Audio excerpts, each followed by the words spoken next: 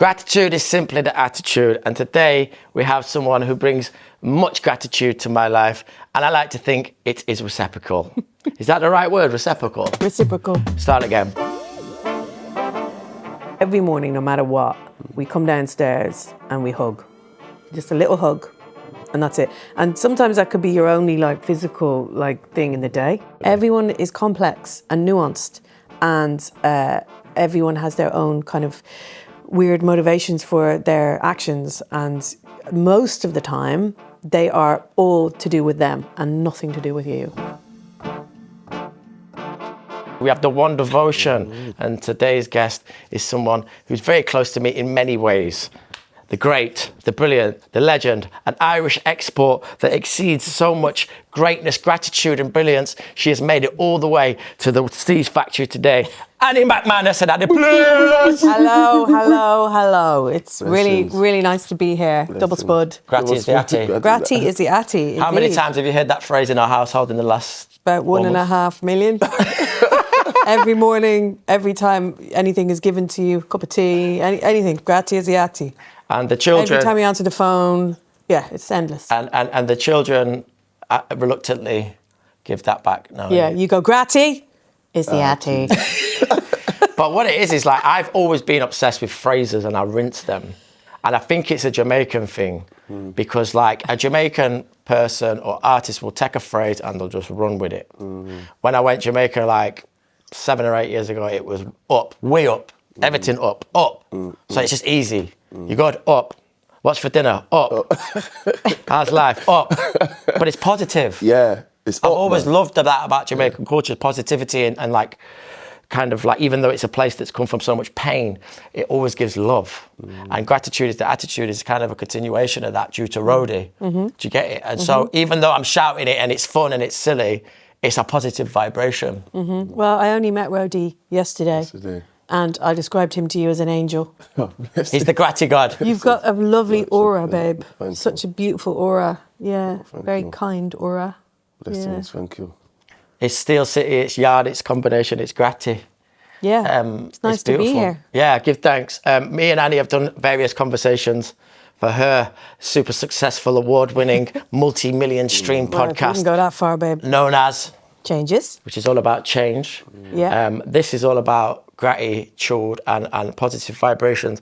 From the minute I met you before our romantic endeavours, you've always had a very kind aura. I remember that when I went into B for one of the first times, you were just super kind. Right. And just naturally, authentically nice in an area of showbiz you could argue is a lot of the time disingenuous. Yeah. And it's just there, Irish woman just giving off a lovely vibration. And obviously knowing you super well now, I'd hope, I see where it comes from because your family is so positive. Are they? Do you think? What? Yeah. Your mum and dad and the Irish mentality kind of mad. is very get up and go and don't necessarily express negative things out loud and proud. No, like if like let's say my dad's proper sick, I'd be like, how are you feeling? I'm grand. I'm fine. Yeah, I just sit down a bit more, but I'm fine. You know, so it's always kind of the glass is half full. Yeah. It's that vibe. Whereas mine, where I came from, was the quite polar opposite. Yeah. For various reasons. Just to add as well, that the Irish culture and the Jamaican, our cultures are so synonymous in terms of the vibration, in terms of the way we, share gratitude. You say, if like your dad's ill, and we're like, yeah man, I'm all right. Yeah. And that is a very, I can expect in the household, it's a very high vibrational environment. Yeah, it soaks into you. Yeah. So that's kind of how you end up living your life, because it's, it's like, you kind of learn what is trickled down onto you. But I'm really fascinated by the Irish-Jamaican connection. And when I went to Jamaica first with T, I was really like, I found it really, really moving. So much of how Jamaican people live is similar to Ireland. Yeah. Obviously island culture, but also like, I don't know, just the religion, the love of Guinness, but like more kind of spiritual than that as well. But I didn't know that about Jamaican culture as well, that there's a positivity, I didn't know that. Yeah. Oh, it's so positive. Yeah. It's like, I fell in love with Jamaican music and culture because it was around. Yeah. And sonically, it was the sonics before the voice and the culture. Yeah. Naturally, as a producer or a lover of sound, it was that drew me in. And then obviously when you're in, the voice comes with it and then the culture comes with it, right? So you can't just take one bit without the other. And then when I explored it deeper, not only within my own community, but when I started going yard, I was just amazed by the love. Because it's a country that's been completely shat on. Yeah. And similar to Ireland. I get the same vibration. Yeah, man, colonised. There's past trauma, isn't there? Yeah. There's intergenerational trauma. Yeah. So much of it. And to then just be giving love all the time don't make sense to me. Because I'm from England and we've got everything and we're the rulers and all that crap, but we're all fucking depressed. I wonder why it is. Is it something to do, I suppose England and Scotland and Wales are an island too, but is there something to do with like being on an island and just trying to think of like what shapes a kind of national identity? Like what makes you, like obviously there's an underdog vibe going on, like us against the world. So that makes people come closer, right? And kind of community is everything, family is everything. I don't know. I'm sure there's another whole podcast series in that. But but the island thing is, you know? The island thing is a thing, like because you can't move as easily as other places, right? So if we talked about this off camera. In Jamaica, to go on holiday, you've got to get a visa. Also, I really think that you can't discount like living so close to the sea and being so part of nature, like how that affects your mindset. You know, it definitely on a spirituality level, right? 100%. I think the Rasta thing as well, learning that in a deeper context when I was there was incredible because that's, as Rhodey could probably explain better than me, it's about living off the land and being one with nature is a big aspect of it. So what you eat, where you spend your time, it's not like feeding into the capitalism of the Western experience. It's quite the polar opposite, and it's like off-grid vibes. Off-grid vibe, and that's and that in essence, the levity is what ultimately nourishes the mind and the body, and that's how we kind of self-regulate. Staying cleansed, you know, right food, right people, that there, it governs us. It's a beautiful governing, I think. And I think it's the same with yourself, being so close to the sea. Do you know what I mean? Yeah, man, it's oneness. There's a oneness between yard. I'm going to stay here because I love this subject. And here's some literature. Go on is Irish slang for go on. Yeah, go on. This term made its way into Jamaica patois when Irish indentured servants were shipped to the Caribbean after the Irish Rebellion of 1641, and that's identified servants and slaves.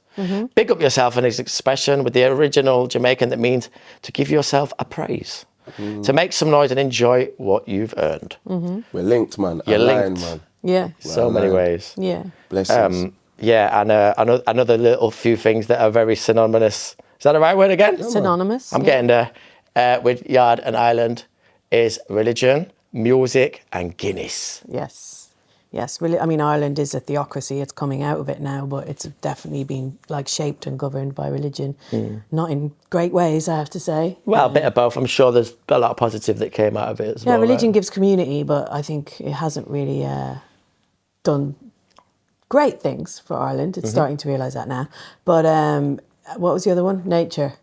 Guinness, music. Oh, music. Yeah, music. Like music's mad in Ireland. You know, and I didn't realise till I came to England how like ingrained music is. Like everyone just plays an instrument in Ireland. Is just what you do. So like in my house growing up, like my brothers played like 3 or 4 instruments each. My sister played. Well, she just played the saxophone. She was like the Lisa Simpson. And I played 3 or 4 instruments. Like everyone just played, and it was totally normal to do that. And then I came over here, and I was like, oh right, people don't just sing in the pubs here or play or like have like spontaneous sessions or. So that was really interesting to me. Like, it makes me feel really grateful for my upbringing. That music was such an intrinsic part of it. It was completely normalised that you would be able to play and sing, and it wasn't treated like as unique or weird if someone just wanted to stand up in the pub and like sing a song. Yeah, it's like Jamaica. Man, I just beat a drum. That's it. Everyone starts DJing. It's yeah, exactly the same vibe again. Yeah. It's fascinating. I now know why I married an Irish lady. Because at the core of you, you're a yard cat. God. I wouldn't go that far. Yeah, joke. The synergies are beautiful, man. My two favourite places in the world. And I actually stayed in Irish Town in the hills of Jamaica last time I went, and it was a mad culture clash. But yeah. I'd love to go there. Yeah, we'll go, you know. It's Gratty Village. Gillage. Gillage. Yeah, better. So you still amaze me how you manage to do professionally what you do at such high pressure and such a lot of eyes on you, whether it's on stage at a massive festival or interviewing the biggest pop star. And like when I get those moments, my mind naturally goes negative bias, which is the more scary side of the brain. And I think about it for ages. And I know, of course, you do as well. Yeah. But you'll go from like main stage part life to going and interviewing Rihanna, and you'll just get on with it. And it amazes me and it influences me a lot, subconsciously, I think. But a lot of my friends, family and colleagues always ask, how she do it? I still don't know. How do you do it? Well, I definitely, my brain goes to the same place as yours. I think that's and it's something that I deal with, and it has happened more as I've got older and I've drank less, real talk, honestly. And just my life was kind of very chaotic for a while, and there wasn't time to stop and think. It was just like, get on with it. And then as I've kind of retreated a little bit back from working, and I'm still doing a lot of that type of work, I think you have time and perspective to realise, fuck, this is a really big deal, and so it's weirdly like, as I've become more experienced, some of these things have become harder, some of them have become easier. The bit I found harder is the DJing in front of lots of people and being exposed as a sober person, which I mainly DJ sober these days. I just don't really know what to do with myself. I feel really self-conscious, and I just feel really like, but I don't know, like something in me is able to keep going. Even if I hate it, I'm able to carry on and get through it, partly because I have to. I don't know how I do it. I think in order to have a career like I do, you have to have really supportive people. I'm really lucky to have you, who's super supportive. You're a feminist. You believe that women should work and be able to do what they fucking like in terms of their career. And you're a really like good dad, so you support me with that. So that really helps massively, to have the people around you being able to, like, you know, willfully elevate you and have your back. And I've just had a really good team over the years who've been very good at pushing me without forcing me, you know, and knowing me well enough to know when to say, sure, if I say no, I don't want to do something, without being like, but here's why, you know. And I think I've always been lucky enough to have... to have good people around me, I suppose. Seems to be the core of these conversations, right? Really. I love how you just spent that whole, you know, explanation. Just giving thanks. And saying it's that's because what it was. of the space, it's because of tea, it's because of my friends and family, you know, the kids. We are obviously in the industry, yourself, most definitely, that is, there are areas of it that aren't so pleasant. How do you navigate that, being the Animac, you know, high profile artists, people, you know, in places of, you know, of influence? No, I think I understand that everybody is flawed and everybody is human and everybody hurts, to quote Michael Stipe, and everybody has their shit. And so if someone's nasty, which doesn't happen that often, realistically, for me, I haven't had a lot of situations where I've had to really like confront someone for not being okay. I'm conscious of that, but I'm also totally non-confrontational. I don't like arguing with people. It doesn't make me feel good.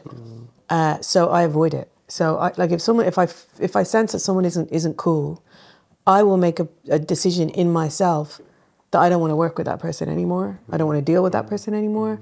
And I'll just quietly retreat, you know, and find other ways to do what I want to do.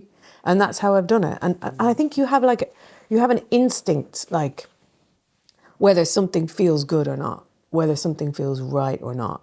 whether it's like and I mean right in terms of not right for me, but right in terms of like ethically right, you know, and you learn that over the years, and you learn instinctively. I've been lucky to be in a position where I can walk away from stuff. You know, that's ridiculous. Like I'm so lucky to be able to go, this doesn't feel good. I don't think that person has the right thing in mind or the right, you know, motivation. Thus, I won't do it. Not everyone has that luxury. Like that's something I am grateful for, to be able to make those choices for myself. Yeah, Annie's very kind with people's reactions and choices, whereas I can be a bit more like, nah. You are deeply kind, but you will always have to rage for a bit and then realise, yeah. So my initial reaction is, and then I think and go, actually, let me think about this logically.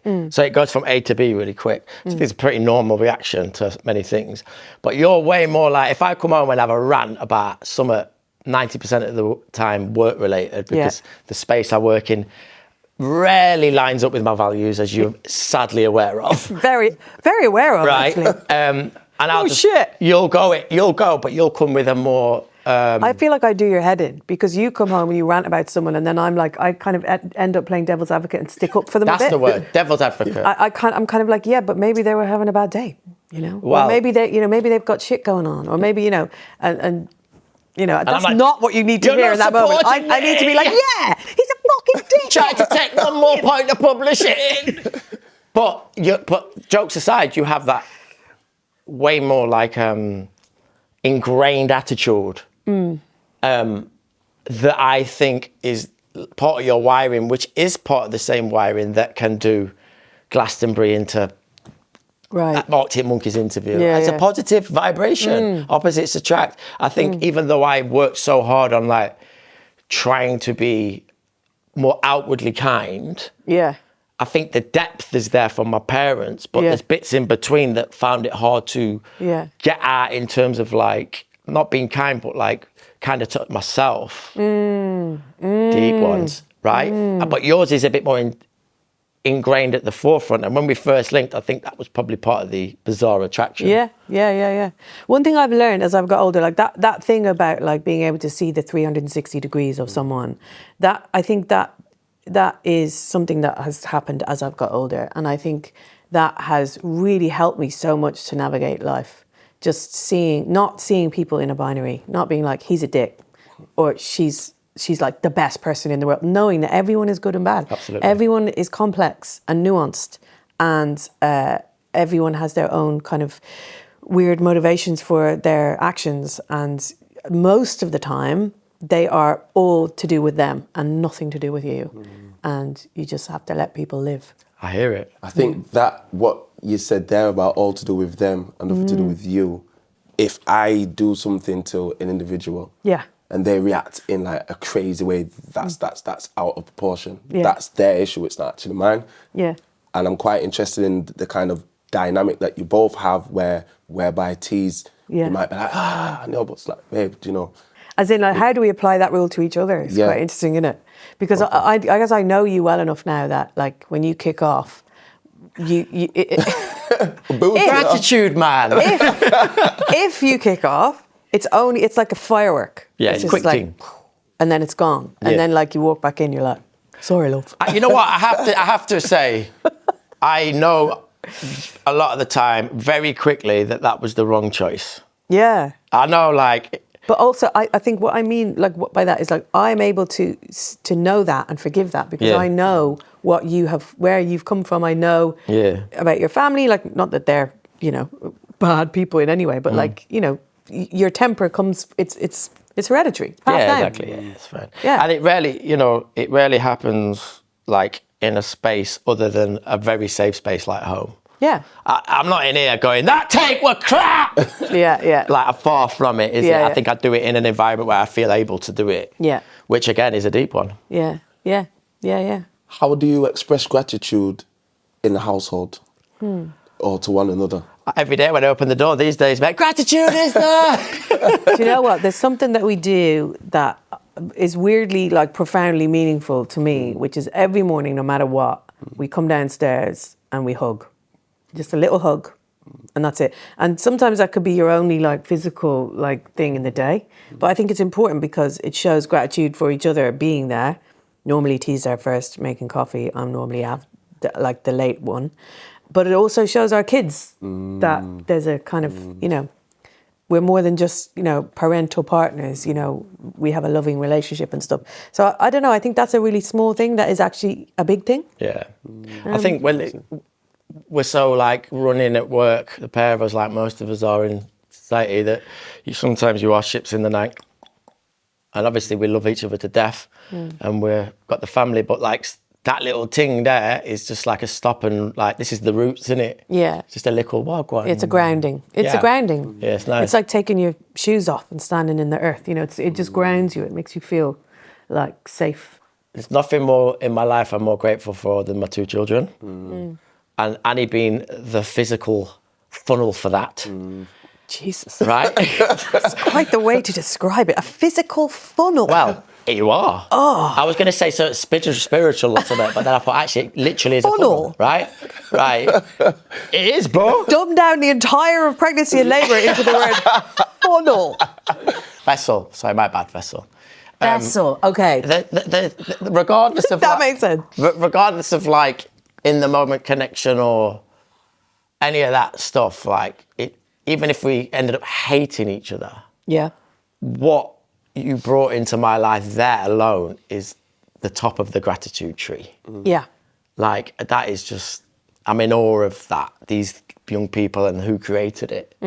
So I think even just being around it is a reminder of how lucky I am to have Annie, the children that came into my life by Annie. And I know it's cheesy, but every day I see them and I just glow. Yeah, they're like little gratitude machines. they're like proper like They're gratty kids. They're like gratty kids. Like they honestly they. I mean, it's such a cliche. You could talk about it for hours, but they just light up your life. And the most amazing thing about kids is how pure they are and how they relentlessly bring you back to the most important things, you know, the things that really matter. Like their joy for like the simple shit, like smelling flowers or making a potion or whatever. And they're loving and they're so funny and they're like more entertaining than television, to be honest, I find. They're the best, man. But yeah, so I think, and then there's also the sense of what children bring you as a couple in that you're now a unit, a family unit. And that's interesting in terms of, you know, again, so much of my work, writing or whatever, podcasting is all about like connection. And I've learned as an adult woman that connection is something that I really need. And it's something that I have taken for granted all my life, being a radio DJ, where you're literally in the middle of, you're a conduit of people and music and you're so connected to the world. Also a physical DJ, you're connected to the people in the room. And when I kind of stopped doing radio and really cut down my DJing, I really realized, oh my God, like I need to feel connected to people. And you can do, I mean, I've done lots to try and do that, but having a family like that really is, it makes me feel so grateful to feel connected to people in that way and for us to feel like a little gang. Yeah, in the airport and that, we're rocking. Us against the world. Yes. Yeah, man. You know? Come like, it's so solid crew of Kenzel Rise. Oh my gosh. It's like, well, my oldest kid is into Bad Boy Chiller Crews. It's more Bad Boy Chiller Crew of Kenzel Rise. Yeah, it's funny that the connection with humans, because I think people crave it more than others. And you need it. I need it. Like, this is what you learn as you get older. You learn what you need. And I am an extrovert by Big nature. time. I need people. I get that in here. This is the irony, because I work with incredible people all the time. And a lot of them are quite new. So I'm getting new experience and new energy. And it's quite intense, intimate experience with like writing songs, isn't it? It's like someone's there pouring their heart out, you're talking emotions. So by the time I get home, I'm ready to nest. I've shut the curtains and bleh. She's been at home all day writing, maybe a podcast. She's ready to roar. So we've had to figure out a way of like meeting in the middle a bit so that I'm not like just coming home going, check the curtains, and she's going, right, I'm off now. Yeah. Because you need just that. ships in the night, right, Yeah, aren't man. we? So do you know what I've done, Rhodey? I've taken up football. just when you think that Annie Are you a McManus lefty? can't do any more, No, I'm actually not. I'm lefty with my hand, but I okay. kick with my right. play footy, you know. And Yeah, man. that's. Can I just say, like, for the record, that's another thing I'm so grateful for, because I don't know. I don't know. I feel like you're unique in that you like I told him that I was wanting to do something with football. I went to this over 40s women's football training session and proper loved it, and came back to him and was like, you could see how happy I was. I was like buzzing. Yeah. I got player of the match. I was like, Oh, she did. I've still got it in my wallet. Yeah. My little medal. I was like gassed, and because to me it felt like, I'm 45. I felt like I would maybe like football. I was too old for it. Like I kind of have internalized ageism where I'm like, I can't do this. I'm 45. I'm a mum. Like I can't. It's only for young people. And then I went to this thing and it felt amazing. But anyway, he was like, okay, you need to do this locally. Like I know a girl, Jerry. She's a baller. She can bring you in. And like he set me up with this like local woman that we know, a nanny who's also a baller. And now I play for, like, I don't play, but I train with a local team, and it's such a buzz. And I'm really grateful to you for like supporting me in that and like helping me do that. Gratty. Yeah, Love that, you know. I thought love that was that. really nice of him. Well, man. That's unnecessary. You know, you had to be like, you could have been like, yeah, do your thing, but you were like, no, I'm gonna help you do your thing. Yeah, because I had a link that was at the right time, but yeah, knowing you need to meet people, and you need to expend energy. Yeah. And football's amazing. Oh, tick, tick, tick. Wicked. Do you play, Roddy? I love football. Do you? I love football. What position do you play? I'm a centre half. You're centre half. Yeah. What do you play, Annie? I'm kind of left half. Left half. Left yeah? mid. Gratitude Left FC. Left mid. Yeah. Mid, babe. Gratitude FC. What? Gratis squad. It Gratis can run, you know. squad, babe. It can run. I'm down. I would love a game. Like Serious? until I get injured, which is inevitable, I'm down to play whatever games I can. You know what? Yeah. Back to football on the real though. Growing up and going to Lane all the time, it's tribalism, isn't it? To its finest form. Yeah. And revisit it with our son. Yeah. In that, it's such a nice feeling to be with a tribe. It's so safe. Right. Like the thing is, football, yeah, you do get obviously the stereotypical guy, and some of them take it too far, but majority don't. No. And people are like intimidated by the football thing, and I get it. And I think it's because it's like tribe versus tribe. But when you're in your tribe, I feel so safe on that terrace, man. Bizarrely, even though everyone's... I've proper looked into this so much. Like, it's a deep primal need for humans to feel part of something bigger than themselves. Bigger right? than we. Bigger than we. Bigger than we. And Bigger like, than we. and that football is the perfect example of that. Football, big concerts, church, faith, anything that makes you feel like you are a small part of something bigger, and you can belong in that bigger part. Absolutely. Is kind of crucial, because living in this world's too fucked up. It's too weird. Like, why do we exist? What, like, all of that shit? It's too. These questions are too big. They're too overwhelming. Yeah. Sometimes you just need a football match. Serious. Left wing, we're bombing left down the winger. wing. Cut in, top in. I can see it. She bad, you know. She bad. What? You've never seen me play. He knows. I know. He just knows. I You see me know. do kickabouts with the kids. Yeah, no, I just know. And you know what's interesting is that, like, talking about the kids, like, again, sorry, but our oldest kid, Oisin, has got him back into being a proper, like, football fan and going to matches, and he hadn't done that for years. And he's got me into playing football because he wanted me to do kickabouts with him, and then he was like, you should play. And my kid has actually been so encouraging to me as well. Like, when I started, he was like, okay, you're going to need to borrow my football boots. You're going to need my socks. We're going to have to get you this. Let's get on Vinted and get you some new tracksuit on. So he's been so, like, encouraging too. He loves it. Nice. I think he was super excited when you went. It's a joy. Do you play football regular? I do, but if Like Nagape a sees five-a-side this, kind which of- will see this, he knows I've not played all season. I played first game, Right. trained a few times, injured my knee. Oh no, Odie. I'm sorry. Shout out Hammering Pincers. Grassroots footy, Don't know. foundation, Steel City. Shout out Scrubs. This is the thing that keeps coming back with all our guests. And they say we're more connected than ever, but we're more lonely than ever. Yes. Because of the internet, you can see everything going on. I had an experience that really lifted a load of my fear and anxiety quite quickly, which is so simple.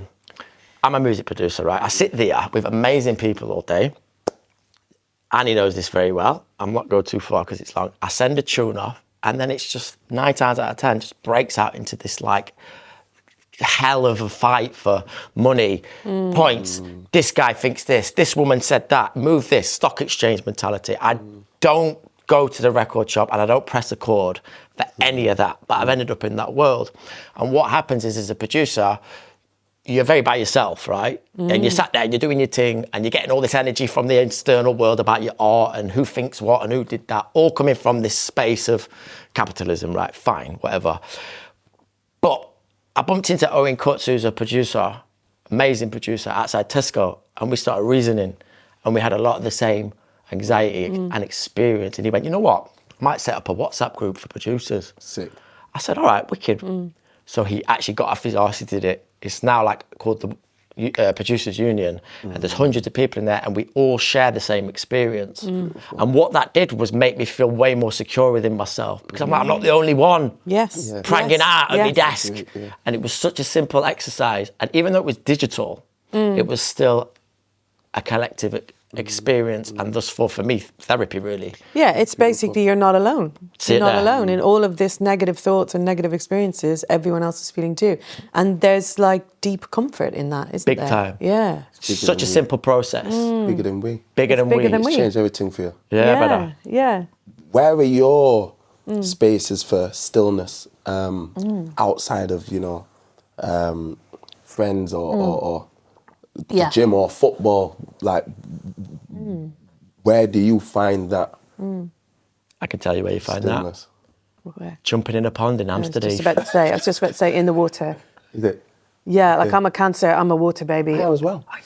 Yeah. Gratis. Do you like swimming? Do you like water? Do you like being near water? Yeah, man, I like the water, but choose semi-lux them and the chlorine, it needs to be ocean. Or lake, or like fresh water. Yeah, there's natural water, I hear you. Love that. Water babies. Yeah.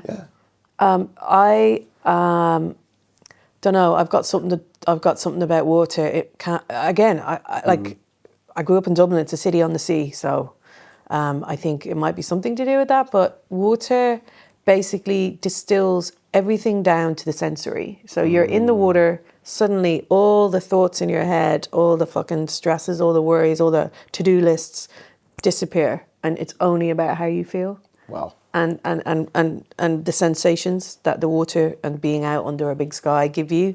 And I've thought about this loads, and I've written about it loads, and there's just something deeply, for me, profound about swimming in the sea. It's really, really, it's cleansing, literally, figuratively. It does everything for me. I'm grateful for it. And I feel so landlocked in London sometimes. I feel like it's an oppressive place because I grew up near to the sea and near to the mountains.